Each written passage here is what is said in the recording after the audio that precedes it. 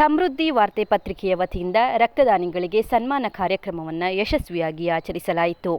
ಸಮೃದ್ಧಿ ವಾರ್ತೆ ಪತ್ರಿಕೆ ಹಾಗೂ ರಿಲಯನ್ಸ್ ಇನ್ಶೂರೆನ್ಸ್ ಮತ್ತು ಒಂದು ಹೆಜ್ಜೆ ದಾನಿಗಳ ಬಳಗದ ವತಿಯಿಂದ ವಿಶ್ವ ರಕ್ತದಾನಿಗಳ ದಿನದ ಕಾರ್ಯಕ್ರಮದ ಅಂಗವಾಗಿ ಯೋಗ ನರಸಿಂಹಸ್ವಾಮಿ ದೇವಸ್ಥಾನದ ಆವರಣದಲ್ಲಿ ರಕ್ತದಾನಿಗಳಿಗೆ ಸನ್ಮಾನ ಕಾರ್ಯಕ್ರಮವನ್ನು ಆಯೋಜಿಸಲಾಗಿತ್ತು.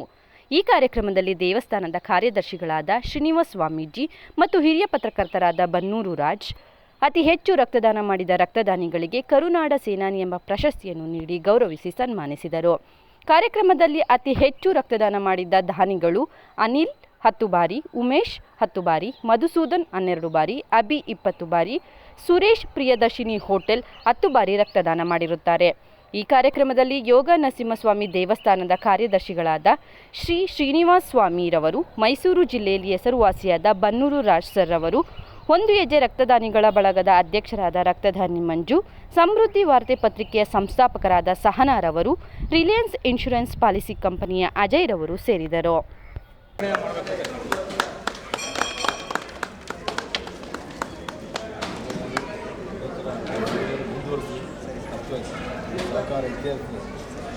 ವೈದ್ಯರು ಎಷ್ಟು ಪಾತ್ರ ಇದೆ ಅದೇ ನಿಮ್ದಾರಿಗಳನ್ನು ತುಂಬ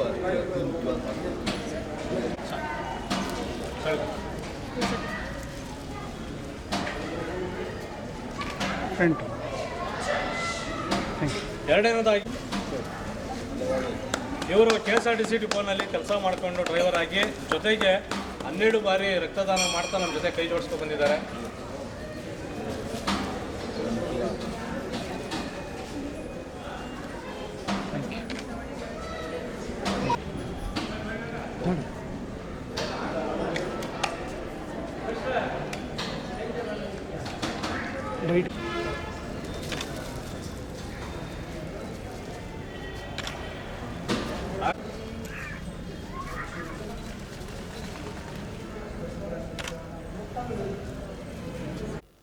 ಸಮಸ್ತ ನಾಡಿನ ಜನತೆಗೆ ಶುಭಾಶಯವನ್ನು ಕೋರುತ್ತಾ ಇವತ್ತು ರಕ್ತದಾನಿಗಳ ದಿನಾಚರಣೆ ಅಂಗವಾಗಿ ಮೈಸೂರಿನ ಸಮೃದ್ಧಿ ವಾರ್ತಾಪತ್ರಿಕೆ ಹಾಗೂ ರಿಲಯನ್ಸ್ ಇನ್ಶೂರೆನ್ಸ್ ಕಂಪನಿಯವರ ಮಾಲೀಕತ್ವ ಹಾಗೂ ಸಹಭಾಗಿತ್ವದಿಂದ ಈ ಕಾರ್ಯಕ್ರಮವನ್ನು ಹಮ್ಮಿಕೊಂಡಿದ್ದಾರೆ.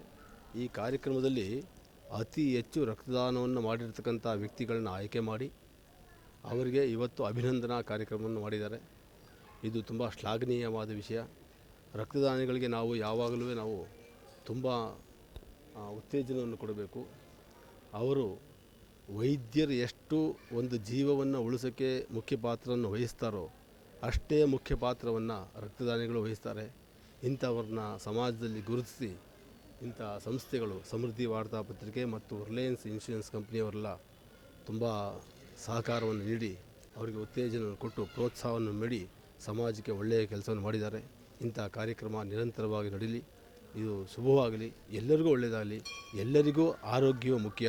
ಅಂಥ ಆರೋಗ್ಯವನ್ನು ಜೀವವನ್ನು ಕಾಪಾಡ್ತಕ್ಕಂಥ ರಕ್ತದಾನಿಗಳಿಗೆ ದೇವರು ಆಯುಸ್ಸು, ಆರೋಗ್ಯ, ನೆಮ್ಮದಿ ಎಲ್ಲವನ್ನೂ ಕೊಡಲಿ ಅಂತ ನಾನು ಆ ಭಗವಂತನಲ್ಲಿ ಪ್ರಾರ್ಥಿಸಿ ನನ್ನ ಮಾತನ್ನು ಮುಗಿಸ್ತೀನಿ. ಮತ್ತು ಭಗವಂತನ ಸನ್ನಿಧಿಯಲ್ಲಿ ಯೋಗ ನರಸಿಂಹಸ್ವಾಮಿಯ ಪುಣ್ಯಧಾಮದಲ್ಲಿ ಒಂದು ಸಾರ್ಥಕವಾದ ಕಾರ್ಯಕ್ರಮವನ್ನು ನಮ್ಮ ಸ್ನೇಹಿತರಾಗಿರ್ತಕ್ಕಂತಹ ಮಂಜು ರಕ್ತದಾನಿಯವರು ಮತ್ತು ಸಹನಾಗೌಡ ಅವರು ಎಲ್ಲರೂ ಸೇರಿ ಅವರ ಮಿತ್ರರಿಂದ ಒಂದು ಒಳ್ಳೆಯ ಕಾರ್ಯಕ್ರಮ ಮಾಡಿದ್ದಾರೆ. ಇದನ್ನು ಕಾರ್ಯಕ್ರಮ ಅನ್ನೋದಕ್ಕಿಂತ ಹೆಚ್ಚಾಗಿ ಇದೊಂದು ಅವೇರ್ನೆಸ್ ಪ್ರೋಗ್ರಾಮ್. ಇದು ಇವತ್ತು ರಕ್ತದಾನ ಅಂತ ಹೇಳ್ತಾರಲ್ಲ, ರಕ್ತದಾನ ಅಂತ ಹೇಳಿದ್ರೆ ಜೀವದಾನ, ಜೀವವನ್ನು ಕೊಡ್ತಕ್ಕಂಥವ್ರು. ಇವತ್ತು ರಕ್ತಕ್ಕೆ ರಕ್ತನೇ ಪರ್ಯಾಯ. ಇನ್ನು ಕೃತಕವಾಗಿ ಯಾವುದೇ ವಸ್ತುವನ್ನು ಯಾವುದೇ ವಿಷಯವನ್ನು ಸೃಷ್ಟಿ ಮಾಡ್ಬೋದು, ಆದರೆ ರಕ್ತವನ್ನು ಕೃತಕವಾಗಿ ಸೃಷ್ಟಿ ಮಾಡಲಿಕ್ಕಾಗಲ್ಲ. ಹಾಗಾಗಿ ರಕ್ತಕ್ಕೆ ಬಹಳ ಮಹತ್ವ ಇದೆ. ರಕ್ತ ಅಂತೇಳಿದ್ರೆ ಪ್ರಾಣವನ್ನೇ ಕೊಡ್ತಕ್ಕಂತಹ ಈ 5 ಮಂದಿಗೆ ಮೊದಲು ನನ್ನ ಕೃತಜ್ಞತೆಗಳು.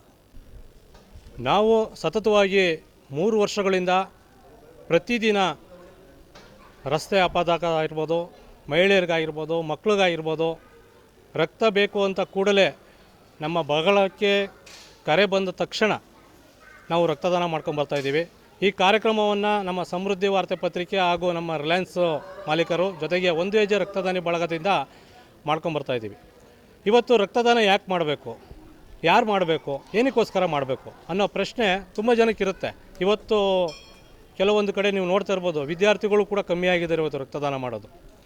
ಅಂಥ ವಿಚಾರದಲ್ಲಿ ಪ್ರತಿದಿನ ನಡೆಯುವಂಥ ಅಪಘಾತಗಳಿಗೆ, ಪ್ರತಿದಿನ ಹಾಸ್ಪಿಟ್ಲುಗಳಲ್ಲಿ ಮಹಿಳೆಯರಿಗೆ ಅವರು ಡೆಲಿವರಿ ಟೈಮ್ ಆಗಿರ್ಬೋದು, ಮಕ್ಕಳುಗಳಿಗೆ ಅಂಥವ್ರಿಗೆ ರಕ್ತ ಬೇಕಾದಾಗ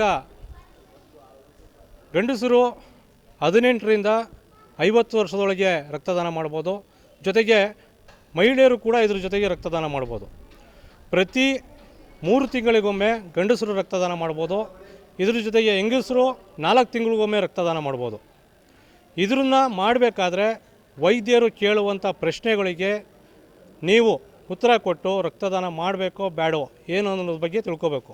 ಜೊತೆಗೆ ರಕ್ತದಾನ ಮಾಡುವಾಗ ನಿಮ್ಮ ಆರೋಗ್ಯ ಚೆನ್ನಾಗಿರಬೇಕು. ನೀವು ಆರೋಗ್ಯವಾಗಿ ಚೆನ್ನಾಗಿದ್ದರೆ ಒಂದು ಜೀವ ಉಳಿಸುವಂಥ ಕೆಲಸವನ್ನು ನೀವು ಮಾಡ್ಬೋದು.